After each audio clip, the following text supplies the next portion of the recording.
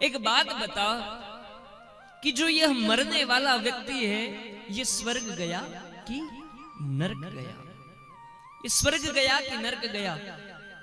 तूने वेद वेदांत का पठन पाठन किया है, सभी तीर्थों का भ्रमण किया है, अब तू बता कि मरने वाला स्वर्ग गया कि नरक गया? बंधुओं, एक गुरुजी का एक चेला था। एक गुरुजी का एक चेला था। गुरुजी के पास रहा, बड़ा शास्त्र का अध्ययन किया। शास्त्र अध्ययन किया। जब उसका अध्ययन पूर्ण हो गया, गुरुजी ने चेले से कहा, बेटे अब तू एक काम कर, भ्रमण के लिए चला जा और पृथ्वी का भ्रमण कर। वह चेला पूरी पृथ्वी का भ्रमण करने के लिए गया। गुरुजी की आज्ञा थी, हर जगह गया, सब तीर्थों में गया, खूब भ्रमण किया, सभी तीर्थों के दर्शन किए। एक दिन पुनः वह बालक अपने गुरु आश्रम में आया। गुरु आश्रम में जब वह आया, आश्रम के बाहर से एक अर्थी निकलकर जा रही थी।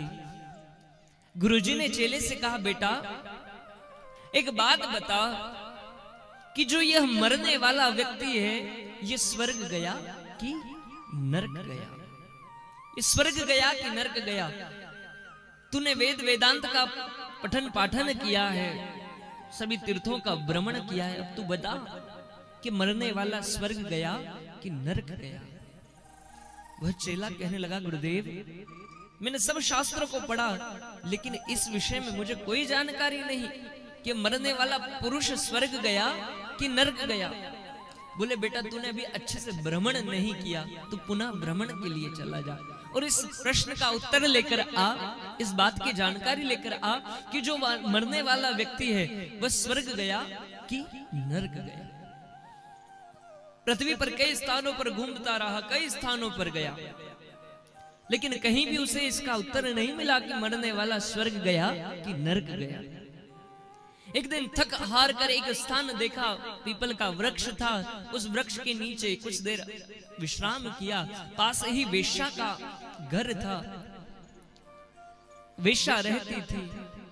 उसी समय एक अर्थी वहीं से निकली और वेश्या अपनी कन्या से कहने लगी, अरे बेटी जब बाहर देखकर तो आ कि मरने वाला स्वर्ग गया कि नरक गया।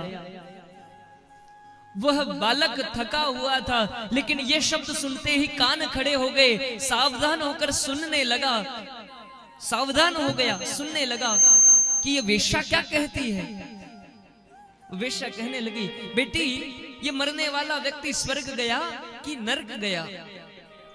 वेश्या की बेटी बाहर आई, बाहर कुछ देखा, कुछ देर खड़ी रही, जाकर अपनी माँ से कहने लगी, माँ ये मरने वाला व्यक्ति तो नरक गया है। वो बालक विचार करने लगा, मैं बड़े बड़े वेदों को, वेदांतों को पढ़ने के बाद, बड़े बड़े शास्त्रों का अध्ययन करने के बाद इस मर्म को नहीं जान पाया कि मरने वाला स्वर्ग गया कि नरक गया। और ये एक वेश्या की कन्या, एक वेश्या की कन्या ये कैसे बता सकती है कि मरने वाला स्वर्ग गया कि नरक गया? ये वेश्या की कन्या ने कैसे बता दिया? रह नहीं पाया, वेश्या के पास गया, हे देवी वस्तुतः मुझे आपके इस घर में नहीं आना चाहिए, लेकिन फिर भी मैं अपने आप को रोक नहीं पाया।